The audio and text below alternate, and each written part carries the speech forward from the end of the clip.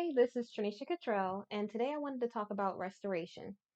So, what made me want to talk about restoration is earlier today I was listening to this sermon, and the pastor was talking about how God can step in for you and how sometimes even when you don't expect it, he is always there for you, or he steps in when you least expect it.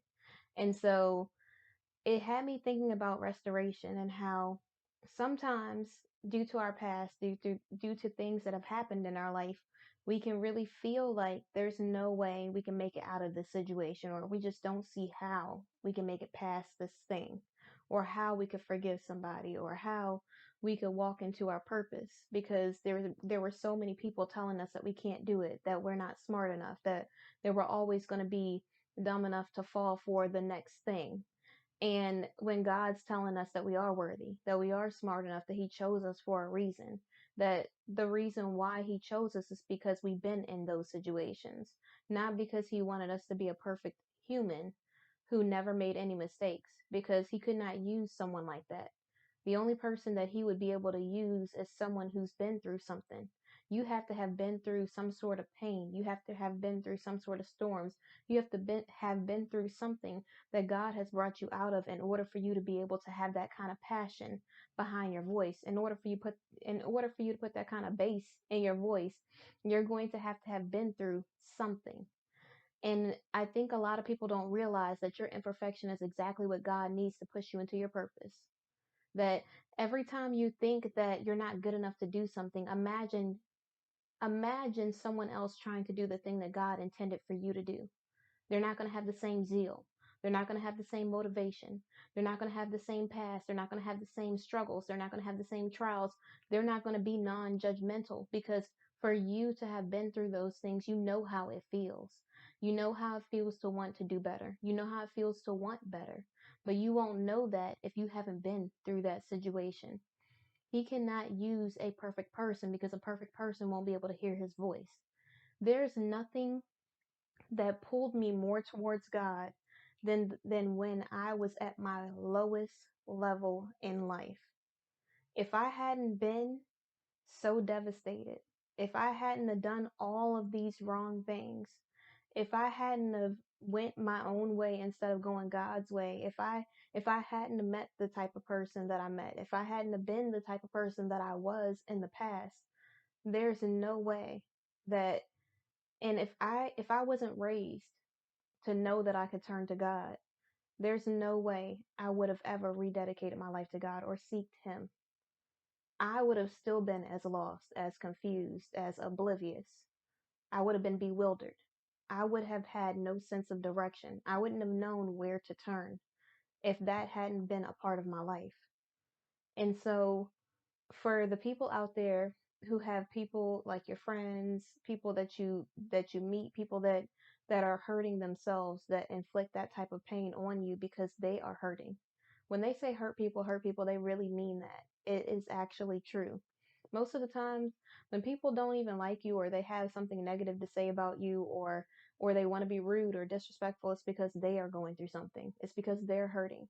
And because it's not because they intentionally sometimes it's not because they intentionally want to hurt you. It's because they're hurting. It's because they don't know how to act. It's because they don't know how to filter through all of those bad emotions that they're feeling. They don't know how to filter through that pain.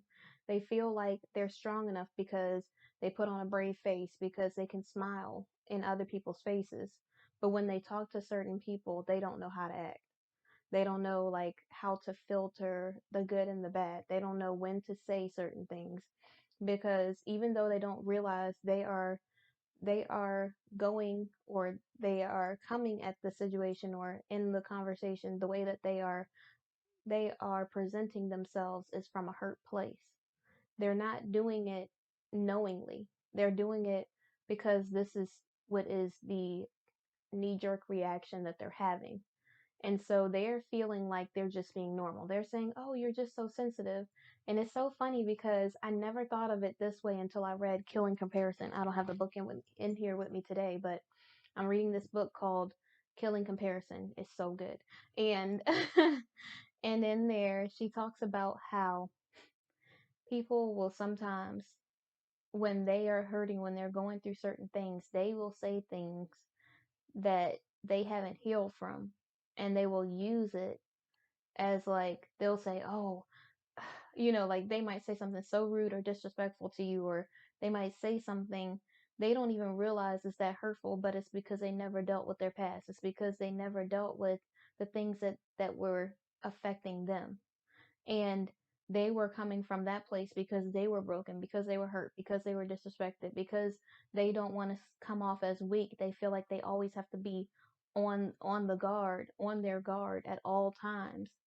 And it's so funny because when you meet people, most of the time you see someone being mean and your first reaction is, whoa, like, okay, like it really wasn't that serious. But oh, this is what I was going to say from the book. They say it really isn't that serious, but it becomes serious because they don't realize that the person that's being mean, the person that's being rude, has been affected in so many other ways before they had a conversation with you. So you saying, "Oh, girl, your hair is unruly," or something like that. Like, let's say someone said that. This isn't a realistic thing, but just an example. Someone says your hair is unruly, but you didn't know that this girl or this guy grew up with someone telling them that they just can't find anyone to do their hair. They don't know what to do with it.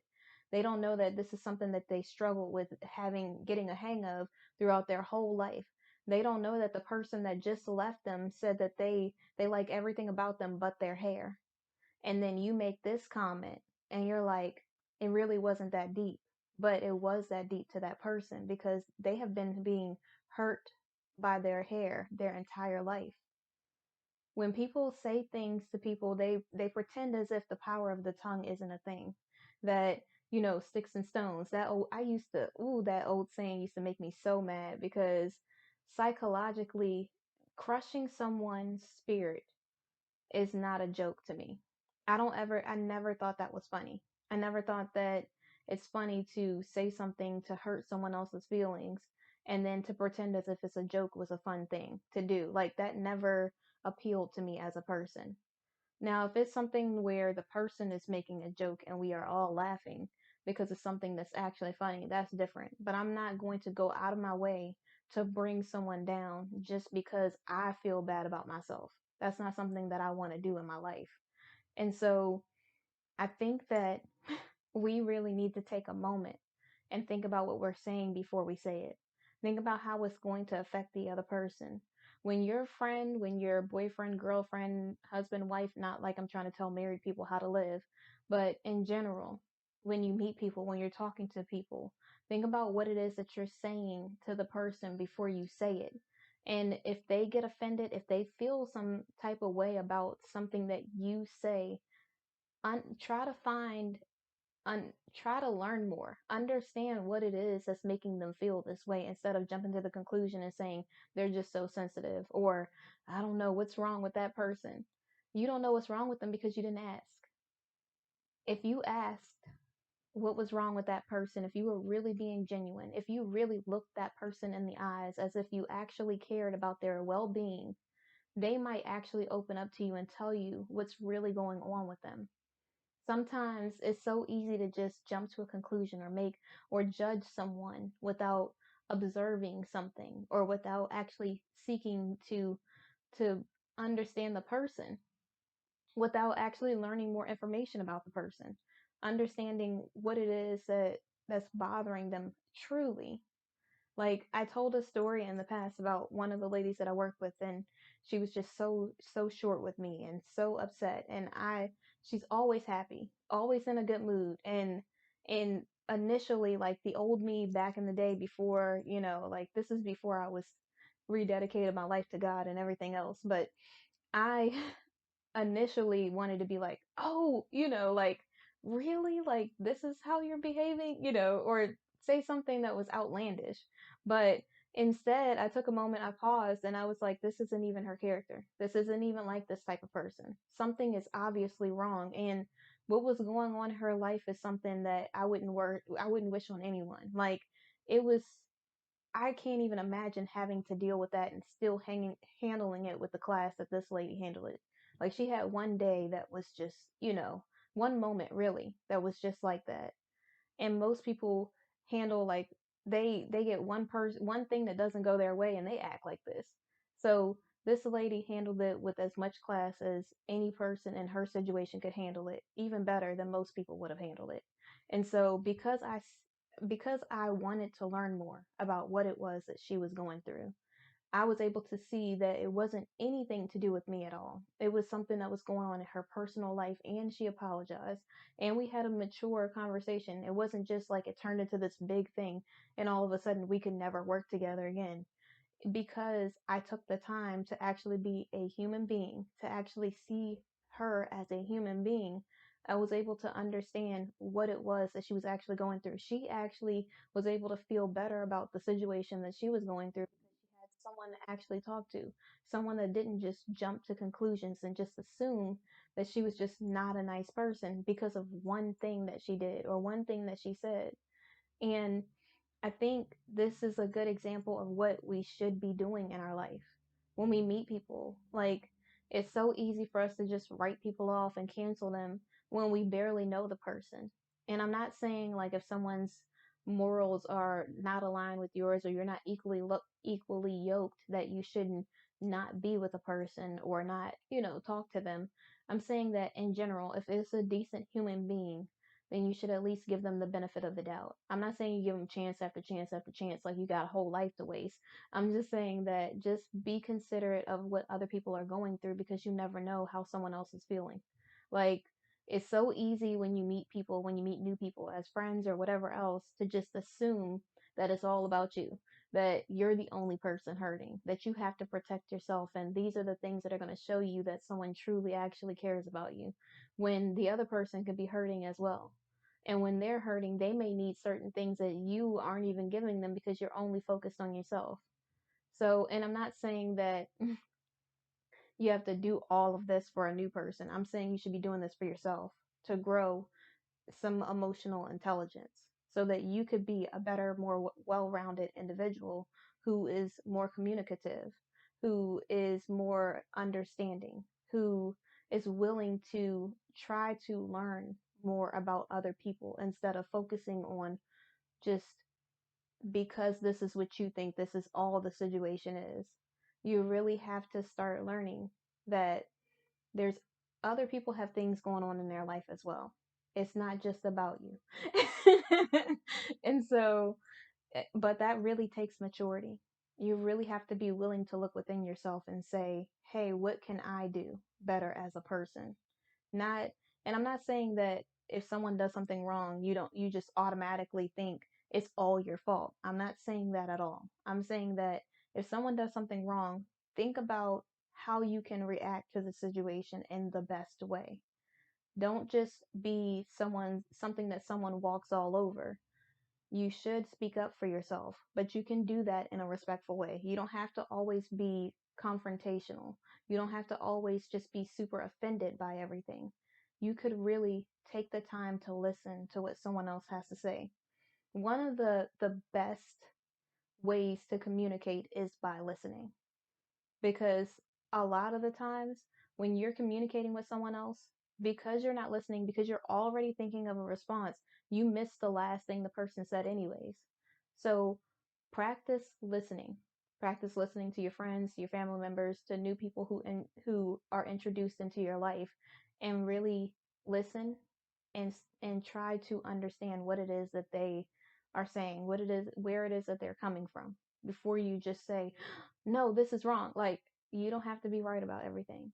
This isn't a pop quiz. This is life. Like, relax. So it's okay to be wrong. It's okay to not have all the answers. It's okay to have to learn in life. And life is all about learning. Without knowledge, the people perish. So if we are trying to seek to gain knowledge, then we are doing everything that we need to be doing to to be a better human being. And so, as I thought about all of the things that I'm doing in my life and the things that I've done in the past, I just think about those moments in my life when I was like, there's no way God could come through right here, or there's no way that God could use me after this. And when the pastor was talking and he said, sometimes we think that because of something that we've done or because of our past or whatever the other example was. He said that we could sometimes say it's over. We could want to give up. We could want to just walk away from our purpose or whatever it is that God placed on our heart for us to do. And sometimes even Satan will come in and he will try to use it so that we won't praise God anymore, so that we won't give him all the glory that he deserves. When when my hope was when it felt like hope deferred, when God promised me something and it just wasn't the time yet, I was really feeling like maybe God gave up on me. Maybe he feels like it's for everyone else, but it's just not for me. And I know it's so weird to say that, especially in a short amount of time, especially since I haven't really been through anything in this walk yet. And I still have a bunch of things that God intends for me to do. So it's not like I was at lack of anything. It's not that I was missing anything. But I really feel like because of all the emotional, psychological, and spiritual warfare that I was going through, that Satan was really trying to break me down so that I wouldn't give glory to God, so that I wouldn't seek his face, so that I wouldn't be faithful, so that I wouldn't be hopeful. But just because I was waiting, just because I had a temporary moment of feeling hope deferred, does not mean that I will ever not acknowledge God. It doesn't mean that for one day I'm going to ever stop praising God. It doesn't mean that I don't seek his face every single day and pick up my cross every single day. It doesn't mean that I don't put on my full armor every single day. Regardless of how I'm feeling emotionally, God is still number one. I don't care what's happening in my life. I don't care if I'm down on the ground and I look like it's about to be the end of my life. Like, I'm still giving glory to God. So, regardless of what he wants to throw at me, I'm going to still be here standing flat footed. I'm going to still be here because even when I'm weak, God can be my strength. And so there's nothing, no handsome person, there's no job with all the things, there's no amount of money that will ever make me feel like God isn't who he said he is. And so when the pastor came in, he said that even when you're going through these things, God can step in and say overrule. And it just made me smile because I feel like that's a really great way to look at it. When you're going through a struggle, when you're going through a trial, a tribulation, a storm, when you make a mistake, when you're having a moment of cynicism, or all of these negative thoughts are fleeing your or are plaguing your mind, think overruled. No matter what's going on in this life, God can overrule anything that is happening to you, anything that's happening in your life, any person that doesn't like you, any place that rejects you, any person that rejects you, anything that is happening in your life, God can overrule it. And do not take that as me saying that the person who rejected you is all of a sudden going to want you. I'm not saying that can't happen. I'm just saying that don't look at it like that. Look at it like this person rejected you because God has better for you. It could or could not be that person. More than likely, it's not that person, and it could be the next person. And so, why is all of these electronics going off right now? I feel like every time I get in a like this momentum, then all of a sudden the phone just goes off, and it's always something like news alert or something like that, and I'm like, really though? Like, I was really focused, and then it was just like. I'm gonna start putting the phones in the other room. I'm probably gonna have to start doing that because my phone I'm saying this, but I'm being for real, but I'm not being for real at the same time. My phone is so dry. Like, when you are walking the straight and narrow path, don't nobody want to talk to you.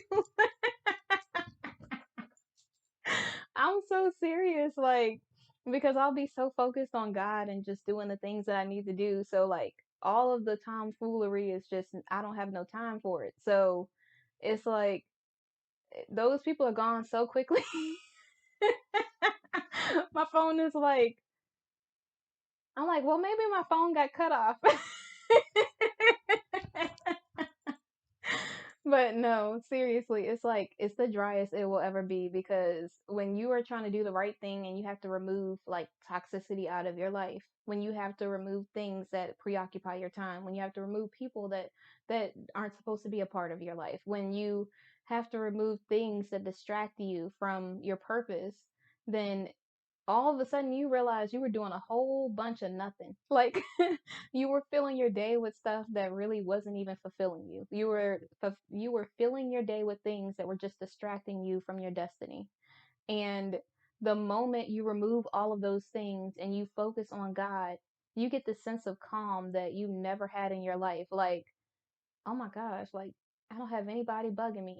And that is not to say that, I don't get a whole bunch of like other areas that are not cut off that end up just coming in. But those are all things that I don't desire for my life. So the things that I truly want is not there. It's non-existent at this point. And so so it's so dry. It's just like, okay, well, you know, this is life. This is an amazing, blessed, glorious life because this is how it was always intended to be. God never intended for me to be just so like discombobulated and just so disoriented and just confused and all over the place. He always intended for me to walk by faith and not by sight. He always intended for me to seek him above everything else. He always intended for me to have a life full of joy and peace.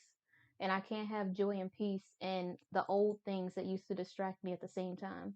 I can't have hate and love in the same place. I can't have any of that stuff that's clouding my judgment for me to be able to use discernment. Like if anything is clouding my judgment, then that means discernment can't live there. That means that anything that God would show me that would show me a red flag, anything that God would show me that would show me direction in my life for where I should be going, the things that I should be doing in my life, I'm not going to be able to see because this is still a part of my life. And so sometimes this is just me being real because some people are going to feel like, oh man, it seems like I'm not hanging out with anybody anymore. It seems like I'm not going all of these places anymore. It seems like I'm not talking to all of these random people anymore. It seems like all of the things that used to fill my time, like I used to feel like I have no time to do anything. And now, like, of course, I have a booked schedule of a bunch of things that I organize to do. Or, if God like puts it on my heart to do something, then I do something at that time. But when it comes to just frivolously doing things that really don't matter in my life, I don't have that stuff filled in my schedule anymore. I don't have any time to waste because I can't ask for another minute, another hour, another day of my life. So why worry about that stuff? Why even put it on my schedule in the first place if it's just going to be a waste of time? If I had one more day, I don't want to waste it doing something that didn't bring glory to God. I don't want to waste it doing something that wasn't within my purpose. I don't want to waste it giving time to someone who doesn't even want me, or a job that doesn't even want to consider me, or whatever else it is in my life, or a friend that is not even a real friend. Like, I only want things in my life that are giving my life meaning. I only want people in my life who truly care about my well-being. I only want the job if they want me. And that's if God said, okay, that's if God was like, all right, you could take this position. I don't want to be anywhere that God doesn't intend for me to be because every time I go somewhere that God doesn't want me to go, I end up miserable. I end up disappointed. I end up sad. And the sadness I feel is not because of the person, place, or thing. I feel sad because I know better. And still, I chose to do this because I felt like it made no sense for me not to choose this thing, this person, place, or thing. And God's like, this is why you need to be following me. And I'm like, I know you're right. Yes, Lord. Because because when I'm in charge of things, like we know how that turns out. So we definitely need to be focused on God. And so I'm going to make sure this is short because I need to get on my reading schedule. So when I say intentionality, I mean intentionality. Like I'm really trying to be about that life. And it's not just a New Year's resolution thing or whatever else because I know people are going to like not like me saying this. And I don't have anything against people doing this, but for me personally, I don't do the New Year's resolution thing. Do I reset? Do I like start doing some extra cleaning just towards the end of the year, certain seasons and things like that? Yes. That's just because I like to organize things and because I don't want things to get out of hand and it to be like something that takes like forever for me to organize and clean the house. So I might do things throughout the week, throughout the year, throughout the month, whatever it is, to make it so that it's not as hectic as it could be. So, but for me personally, I do small goals. And this isn't my thing. I got it from James Clear, Atomic Habits. It's a book that I really, really loved. Like if I could put my top books in a list, that would be one of my top books because it really talks about making small habits, small goals every day to end up pushing you into the big goal that you have. Like if I said I wanted to write this book, every day I need to be writing a couple pages a day. If I said that I wanted to be a better communicator, I need to be taking communication courses. I need to be intentional about the ways that I communicate, things that I've said that have offended people or whatever else. And I need to learn better communication skills. I need to be doing books. I need to be doing seminars. I need to be doing courses, whatever it is that I need to do, little small things that I could do. Even when I'm talking to family members, friends, and maybe even my daughter, I might decide, hey, instead of me saying this, let me say this in this way. Instead of me suggesting this, how about I ask, what is it that you would like to do? Something like that is like things that I like to do, like little small things, like James Clear suggested, that help me stay focused in my life. And so, so since I don't want to say since the new year because it's been like a couple days now, and when you watch this, it'll be like probably the end of January or something. I don't know, but but I ever since then I've just felt this push from God to do something else, and so I know what it is that I would love to do. But even though God is telling me to go in this direction, I'm going in this direction. And I know I'm not the only person that does this. I'm like going, but I'm going like this instead of like running for it. And so the way I just did that run though.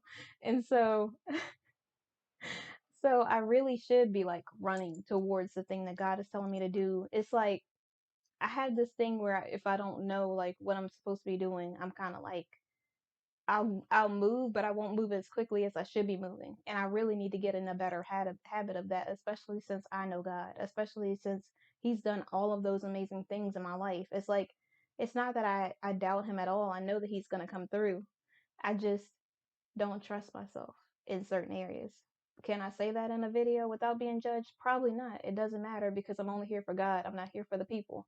And so so I just I really just I want to be that type of person who's just like jumps into something that's huge and is like, okay, I know God got me, you know, and I do go into it. I just don't go full force into it. In my head, like I start to second guess some things. I start to think, is this truly what God wants for me or is this what I want for myself? Is this something that I'm rushing into because I don't want this thing in my life or is it something that God really truly wants for me? And so, me stepping into it without rushing into it is me being obedient to God. Because I feel like if I'm rushing, then it would be the adversary. And as long as I'm being patient, as long as I'm being obedient, as long as I'm serving, then God will be pleased with what it is that I'm doing. And so it's funny because He told me to do something.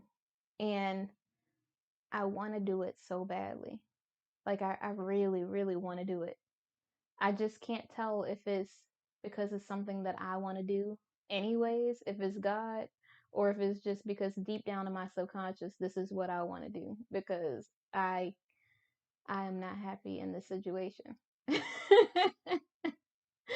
Like, and it's not anything like that. It's not a person or place. It's just a thing. And so the thing that I chose, like, I chose to get this thing. And I really feel like this is like at the moment it was a good idea because this is something that I needed. This is something that would benefit me. And now that I have it, it's like I don't want to say buyer's remorse, but but I really feel like it's just a lot. Like, not that I don't deserve it, because I deserve whatever God allows me to have in my life. I just kind of feel like it's overrated. Like I thought it was gonna be this huge, amazing thing that I would just love so much, and it's not all it's cracked up to be. I'm just like, but then again, I'm like, it's good that I feel that way about it, because God knows that He's number one. It's not like I'm gonna idolize this thing because I don't care that much about it. Which is so weird because I wanted it so badly. I feel like that's how we are in life. We really just ask for these things, and once we get it, we just start getting unappreciative, or we start feeling like you want to be in a relationship so bad, you get in a relationship, and every day you're like, I can't stand this person. Or you really want to go to this place and you complain the whole time about the airplane, or you complain this whole time about the island, or whatever else it is, and it's like, people are wishing that they could be on this island, and you're sitting here complaining because the sand is hot. Like, come on, get it together. Start being grateful. Like, when you start looking at your life and you start seeing things that make you want to feel a certain type of way, start listing all the things that you are grateful for. I was earlier today when I was doing my facial and like speaking life into myself and all that after I prayed, and I was grateful. I listened to this little snippet from Louise Hay, and she is this author. I picked up one of her books at the beginning of last year, and she has truly changed my life. God has changed my life by presenting her, and then her books allowed me to be able to change, is the right way I probably should say it. And so so I earlier today I'm doing like my facial, and I'm doing like my whole like brushing teeth, flossing, brushing teeth, Listerine tongue scrape thing that I do, and that wasn't in order. And I'm listening to Louise Hay, and she's saying this thing about affirmations. Some people are going to probably go back and forth about this and say, well, you're a Christian and you're talking about affirmations.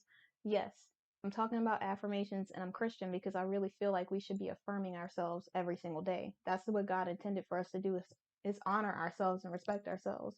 So I do feel like that is what God would desire for our life. Also, just a little fun fact for people that didn't watch the old video. When you are saying I am, you are calling on the name of God anyways. So I am is God. God is everything that you say I am. When you say I am and you're calling on His power, you are saying I am beautiful. I am smart. I am intelligent. I am all of the things that God created me to be. And there's power in that word because you are calling on His name. Me as a human, I don't have that type of power. But when I say I am and I'm calling on the name of Jesus, when I'm calling on God, it is allowing me to be able to have all of those things that I truly desire in my heart. It's allowing me to be able to speak that life into myself because God is behind it. So I just a little like tidbit of knowledge, just so you know. But yeah, so when I listened to that this morning, I don't know like the exact name of it, but when you look up Louise Hay affirmations, it's something that you would do like every day, and it just goes over different things, different ways to speak life into yourself. So instead of, she would give an example of a negative thought, like someone says, "Oh, I have so many health conditions," and she's like, instead of saying that, say, "I have the type of body that is always healthy, or has been healthy and is always going to be healthy," or something like that is what she said. And it allows me to do all of the things that I need to do. I can move every limb. I can, function well in my healthy body, or something like that is what she said.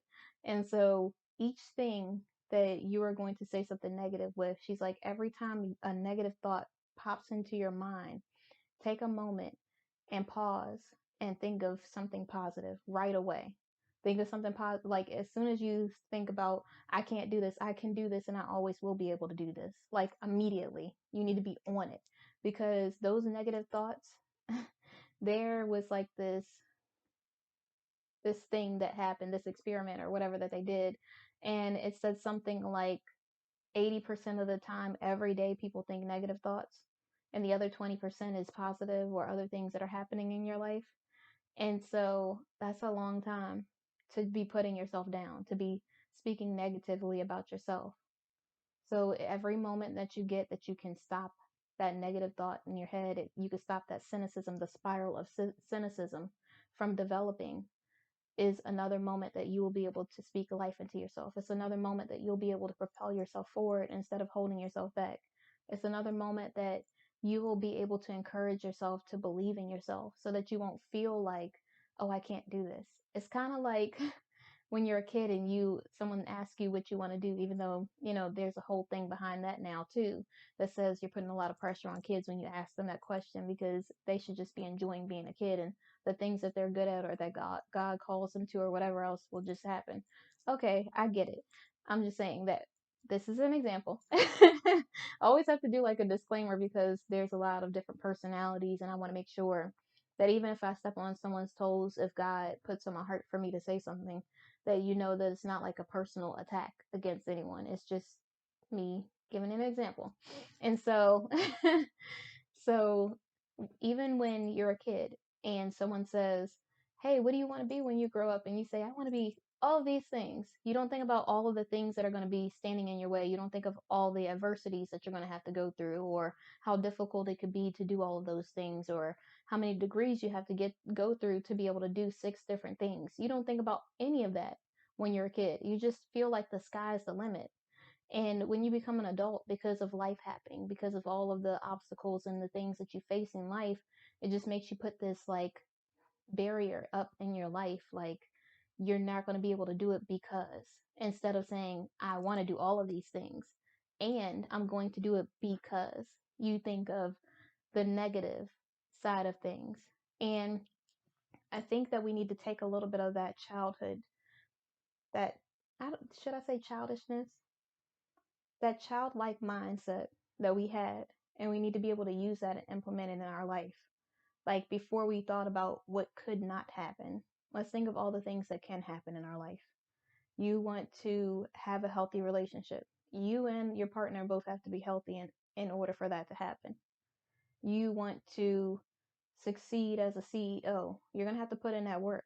You can't just sit there and expect it to just come to you. You want to be in a relationship. Well, you need to work on yourself first. You don't need to just say it'll never happen because there's no good men or good women out here. There's good men and women everywhere. Let's change that whole thought. We're going to, at this very moment in this video, we're going to say there are good men and women everywhere, and God is guiding that person to me. That's what's happening in this life. There might there With the study and the statistics and all the other numbers out there that want to try to make you feel a certain type of way so that you don't have any hope, we're going to crash. We're going to like just X out all them numbers. I love math, but I don't need a number telling me what God is capable of doing in my life, because my God can do the impossible. So if you say if you were to tell me that it's only 2% of people that whose marriage is going to be successful, who's actually going to be in a healthy relationship, I'm going to be like, I'm going to be one of the 2%. Like, that's just what it is, because that's what God wants for my life. So regardless of the 98 other percent of people, I don't care what they're doing. This is about my life. So when you look at those statistics that you're hearing about or that you're seeing, yes, I understand they get this thing that they're coming up with because they feel like it's good information to put out there. But most of it is not even true. Most of that is not reality. Really, what's reality is what you're believing in your mind, what you're believing God for. It's not about what people are doing in their life, or what people are studying or coming up a conclusion about in their life. Like, they're not me. They haven't lived through my past. They haven't been through my trials and tribulations. They don't have the type of relationship that I have with my God. So they can't tell me nothing. So so I don't know what they are talking about over there, but right here, this is all about abundance. This is all about me being able to get anything that God intends for me to have in my life, regardless of what anybody else says or does. Like, you can say what you want to say, but I know God. And so, since I know God, He can do exceedingly and abundantly above all else. There is not one doubt in my mind that makes me feel like God isn't going to come through, because I know He will, because I know Him. And so, I feel like when it comes to things like that, that's how we need to be thinking. We need to be changing our mind. And I'm not trying to make this about a relationship thing. I'm just saying in general. When it comes to you thinking that you can't be the youngest, blah, blah, blah, to be in this position, You can do whatever you put your mind to. If you're still the youngest there, go for it. If someone is saying, oh, you'll never be able to write a book because you're not smart enough, you about to write a book. If somebody comes at you and they say, oh, well, you'll never be happy because blah, look at you smiling now because God's in your life. People say you care too much about other people. Look at the purpose God done put on your life. You need to be caring about people if you're going to be a people person. You need to be the type of person who's compassionate about others, because how are you supposed to help anybody if you can't even help yourself? If you don't have compassion for someone else, and the ability to seek to understand someone else, if you're not willing to listen to what someone else has to say, if you haven't lived through it, then why would God ever put you in a position to help any of his people? Because you being blocked off and guarded and not allowing anyone to feel like you care about them, God is not going to use you for the purpose that he put on your heart. Sometimes we think that because someone said one negative thing about us, we have to change that thing into something that they want us to be. But I'm who God created me to be, not who a human created me to be. And that's exactly who you are. You are who God created you to be, not who this person, this ex who wasn't even supposed to be with you, wanted you to be. That person is long gone. That person obviously was never the person for you, because they would have accepted you as you are. Not saying you just slack and not doing anything with your life. I'm saying that you're a decent human being who is attractive and smart and everything else. You're a good, kind-hearted person. There's no reason why you need to change who you are to please somebody who doesn't even want to be with you. That makes no sense. And I am only going to change the things that I need to do to improve upon myself. I'm not changing for someone else. I'm just not. And so, in conclusion, in conclusion, even when you don't see how, even when people tell you you're never going to be anything, when people try to stop you in your tracks, when people try to come at you out the side of their neck, when people come at you and they try to break down your joyfulness, your cheerfulness, your happiness, when they try to make you have doubt in your mind, when they try to take away the hope that you had, they're not going to be able to do anything without God's approval. God is the only one who can change things like that in your life, who can change a person. And so, if God is a part of your life, and I'm not saying this because I'm trying to be, even though my hope is that. So, no matter what is happening in your life, God can change anything. God can make that into something that turns into a blessing. He can take whatever thing that you went through, whatever you feel like is going to make you inadequate, and he can use that as your superpower. He can use that as a thing that makes your purpose purposeful. He could take that thing that everyone hated about you and make that the thing, the one unique characteristic trait that you needed to be successful. And success isn't measured by a dollar amount, it's measured by my relationship with God. And God just provides all of my needs. And he will do the same thing for you. So look yourself in the mirror when you, in the morning, right now, whenever you need to. Every time you have a negative thought in your mind, it's about to be overruled. We don't have time for the negativity. We don't have time to think about not being grateful because we have too many blessings. The moment we woke up was a blessing, because not a lot of people got an opportunity to wake up another day. The moment we got to breathe is an opportunity, because some people can't breathe on their own. The moment that we got to open our eyes and see is another blessing, because not a lot of people can see, smell, hear, taste, talk, walk, limbs, house, car, clothes, whatever it is. Everything that you have is a blessing. I didn't say your clothes have to be a certain name or anything like that. I'm saying you have clothes on your back, regardless if there's holes in it or whatever else. You've got shoes on your feet. You've got a car to get from point A to point B. If you don't have a car, you got a bus ticket. You got transportation. There's somebody that you know that takes you at all the places that you need to go. So you could be grateful. You should be grateful for that. You should be grateful for everything you have in your life, your healthy children, everything that is happening that God is blessing you with. And anything else he adds in your life is just just the added bonus. It's not even a necessity. All the things he's already doing already is enough. So every time you think about being ungrateful, know that there's way too many things that you're blessed with for you to just feel that way, feel negatively about, for you to just be ungrateful about. You are way too blessed to feel that way. I'm not saying that you won't get sad or have all of the emotions, all of the feelings. I'm just saying that when you do, keep those emotions in check. Know that trouble don't last always. Know that joy comes in the morning. Know that God is who he said he is. And every time you're going through something in your life, it can be overruled.